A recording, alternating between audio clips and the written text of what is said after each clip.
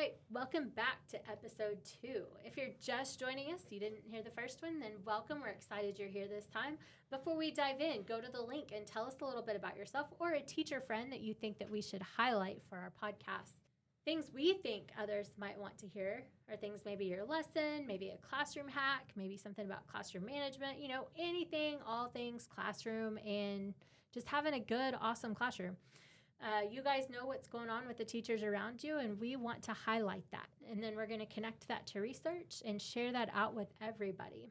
As we're getting this series kicked off, we thought it would be fun to share a little bit about us, just so that you kind of know who we are and what kind of things we like to do. I can tell you we both love to talk math ed and teaching math, and we can just like sit and have hour-long conversations, and we're like, whoa, where'd the day go? All right, so that is what we plan to talk about. We're going to talk a little bit about our professional lives and a few other things that you might want to know about us. Where should we get started? I guess let's just jump right in. All right. I can go first. So my name is Dr. Maria Stewart. So a little bit about me professionally. I am originally from Ohio. I'm an Ohio girl. Go Buckeyes. The other OSU, if you will. But Aren't their colors red and black? Excuse me, it's scarlet and gray. Oh, I'm so sorry. And I should have even said, I said the Buckeyes were okay, but make sure you say the Ohio State University. Yeah, I know that part. Yeah, it's a whole thing. Anyway, so I grew up in Ohio. I have known that I wanted to be a math teacher since like literally my entire life. And so I went to Bowling Green State University for my bachelor's degree in secondary math education. Loved that. Right. They have some awesome stuff going on up there. Oh yeah, we did some great stuff. We did a math camp. We were like in schools all the time. Some amazing faculty. Shout out to them. They know who they are. But what I loved about being there is it really opened my mind to thinking about teaching math differently. I had always spent so much time being like, I know math and I'm good at explaining math. That'll make me a good math teacher. And they really pushed me to think about teaching math differently. And that was awesome. And so I finished my bachelor's degree. I got a master's. I stayed there for an extra year in curriculum and instruction. And then I went and I taught high school Algebra 1 for 3 years in Findlay, Ohio, which, go Trojans. I feel like I saw them at a conference about a year ago. You might have. I have nothing but the best things to say about Findlay. That was an amazing time, and I grew so much as a teacher in those 3 years. And I loved being a teacher. I loved my students. I loved teaching math every day, and like you know what I'm talking about when those students have that aha moment. Oh yeah. We were having that, and like we were in the hall and we were making number lines and measuring staircases. It was so fun. I loved being a teacher. But wait, if you loved being a teacher that much, why did you leave the classroom? Let me tell you that it was not an easy decision. Do you miss it? Oh, all the time. Okay. All the time. And like, that is why I'm always trying to be in classrooms with teachers, because I do miss it. And I love working with students and dealing with the challenges of being in the classroom. But I realized that, I had made some changes in my classroom. We were doing more inquiry and investigation. But I kept thinking, if I could work with a new group of teachers and get all of them to do that, then that would make a bigger impact than the 150 students I was working with every year. Yeah, totally get that. So I picked up my life and I decided to go get my PhD at the University of Missouri. Go Tigers. And I moved to Columbia, Missouri, and spent 5 years as a grad student, which was a time. But it was honestly transformational because I figured out in that 5 years what I wanted to do. Nice. And what that was is I really wanted to help support new teachers. Oh, that's awesome. Yeah, because, you are a teacher too. Yep. Those first few years are tough. So I'm gonna jump in the middle of your story. That also is what brought me into higher ed, was a desire to support new teachers and early career teachers. Just the whole, like, you get into a school and you feel like you have to do things the way that school is wanting you to do them. And I just always felt like there was more that we could do to help teachers that are trying to maybe do something different than the culture that they were in. Yeah, exactly. And that's how I was feeling. And I felt that as a new teacher, coming out of a traditional teacher ed program. And so I just really dived into wanting to learn more about how to support new teachers. And ultimately, that's what brought me here to Oklahoma State, because we have an awesome and amazing program. If you don't know about it, it's called OK Thrive, where we partner with local schools and we support new teachers across the state of Oklahoma. And so that's why I'm here. I get to work with pre-service teachers every day and talk about math ed, and I love doing that, which you'll learn quickly from this podcast. But yeah, that's a little bit about how I ended up here. What about you? Okay, so I am a long-time Oklahoma resident. I took some detours in life. I spent 7 years in Texas and part of a year in Arkansas.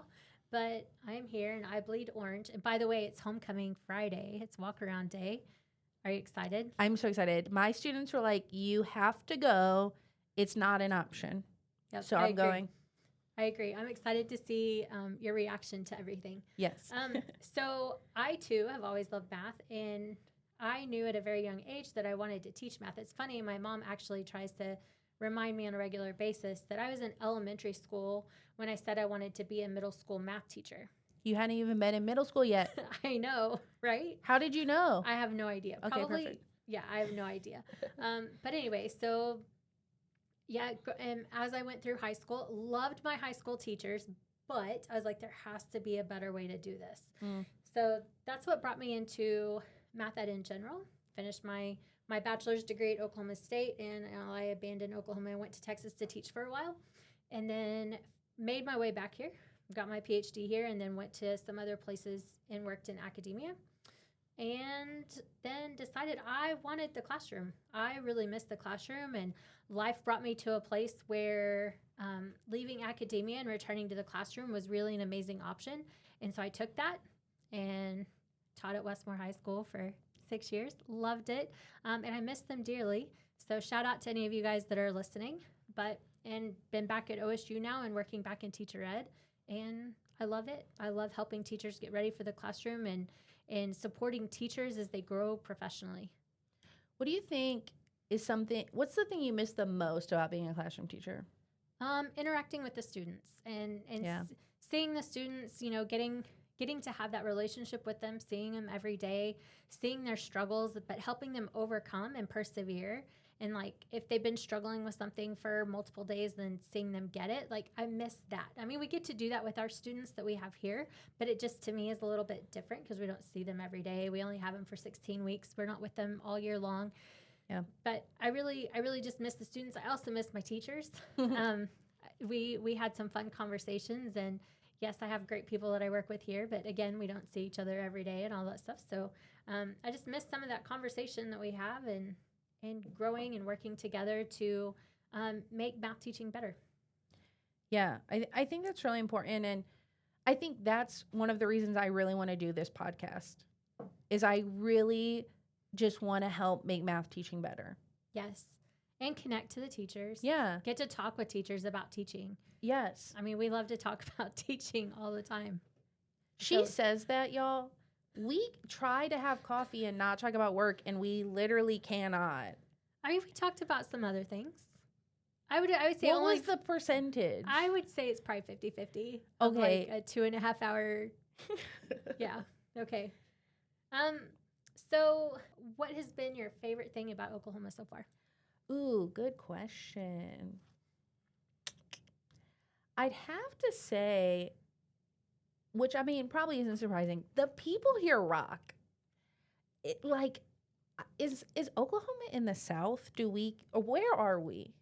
I'm a Midwest girly, but this is not Midwest. I feel like it depends who you ask. And what would you say? Are you going to get in trouble for saying the wrong thing? No, I don't think I would, but I don't know that we're Oklahoma. I don't know. Maybe it's its own thing. I don't know.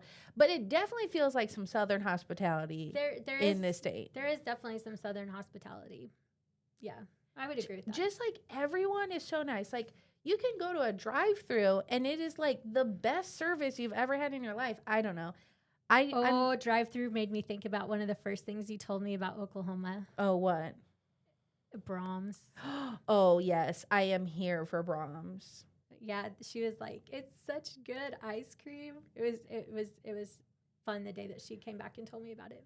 Yes, yes. And we, for reference, where I came from in Missouri, we didn't really have ice cream. We had frozen custard, which if you have not had that, do it. Oh, I love frozen custard. But I miss just ice cream. Right? And They are Brahms definitely different. has what I need, you know? So shout out to Brahms.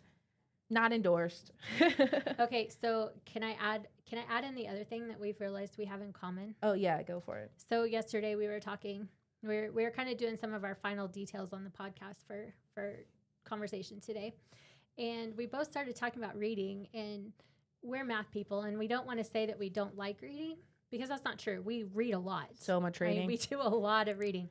But we both realized that we're both very slow readers, and other people that we're around can like read things a lot faster. So by the way, if you have tips for how to read faster, we might really like those. You can totally drop that down in the comments. Definitely share that for sure. But I think, you know, one of the other reasons I wanted to do this podcast too is because we talked about not being fast readers. And one of the ways that I like get new information too, if I'm not reading, is through listening to a podcast. And so we're hoping that might be good for some other people out there too. Yeah. So we talked a lot about professional life. What's something you like to do for fun? I am an avid gardener. I love to, I mostly have houseplants right now, and I'm really navigating Oklahoma's red clay situation. Yes, that is definitely a situation. I just went to plant my flower garden last weekend, and I literally had to water the ground because it was so hard from the clay because there had been no rain, which is a thing here, and I couldn't dig a hole to put my plant in. True statement. So it's been an adjustment, but I have a lot of houseplants and I'm really enjoying that. What about you? I like to garden as well. I have a lot of hobbies: gardening, camping, cycling. Cycling is a big thing in Stillwater, so that's another love. Spending time with family and just doing stuff. Yeah. Speaking of family, yeah, you want to share about yours? Sure. I have a 6-year-old son who is amazing. He is amazing, y'all. I met him. He participates in tutoring, and some of Dr. Stewart's students.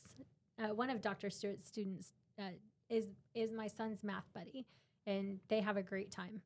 So, yeah, and I've been married now for now I've got to do the math on the spot. I think we're at 7 years. Congratulations. 25, right?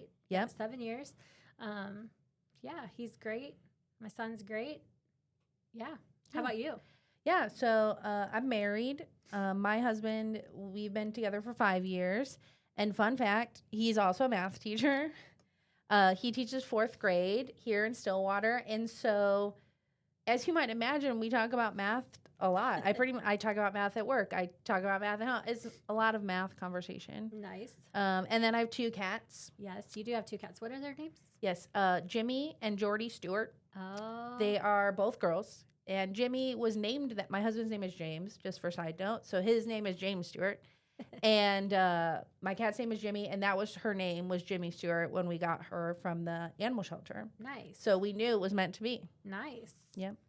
Awesome. All right. What's something you are most looking forward to in the next couple of weeks? Ooh, I'm headed to a conference. Yeah. In 1 you're week. going to PME. Yeah, and I am Jazz. It's at Penn State. And so, but mostly the thing that I'm most excited about for going to the conference is I'm going to see a lot of my friends there. And one of the things that I really love about our math ed community is that it is just that. It is a community. And a lot of math educators know each other. We read each other's work. We see each other at conferences. And so when we go to these conferences, we're there to learn from each other, but we're also there to catch up and get to chat. And so that's one of the things I love about this community. Yeah. What are you looking forward to? Oh, my son is going to have a really fun Halloween experience coming up in the next week or two. Oh, we're going to do a couple of different things for Halloween, and I'm excited about it. Oh, that's so fun. Yeah. We have, we're going to have trick-or-treaters because I live in a neighborhood now, and I grew up in rural Ohio, so we didn't have that. And we might have to come to your house. Come to my house. We don't have neighbors. Oh, okay. Well, come to my house. I've never passed out candy before. Oh my gosh. I'm so excited. How exciting. So it should be really fun. Yeah. Awesome. All right. Well, let us know if there's anything else you want to know about us. Do you have anything else you want to throw out there? I don't think so, but I just want to say we literally cannot do this podcast without you teachers letting us know the cool things you're doing or that teacher down the hall is doing. So make sure you fill out our survey and let us know so we can get some teachers here on the episodes. All right. So episode 1 was basically just kind of outlining what the podcast is going to be and where we want to go with it. This episode is episode 2, where we talked a little bit about ourselves so that you could get to know us and so that we can start get to knowing you. That didn't sound very grammatically correct. We teach math. Hey, I don't like that excuse. Okay. And then our next one, we're going to talk about what it means to connect research and practice and why it's important. And then episode 4, we'll talk about laying the groundwork for why the teacher's voice matters the most in a lot of the conversations that we have about teaching and math education. And then we're going to start episode 5 with teachers. So we need teachers. Let us know of somebody around you. Go to the link. However you got the link to this podcast, there's going to be a link somewhere around there that says recruit your friend or recruit yourself, and tell us a little bit about you and what they're doing. And I guess that's about it for today. Awesome. Well, thanks for joining us, and we'll see you next week. All right. Bye-bye.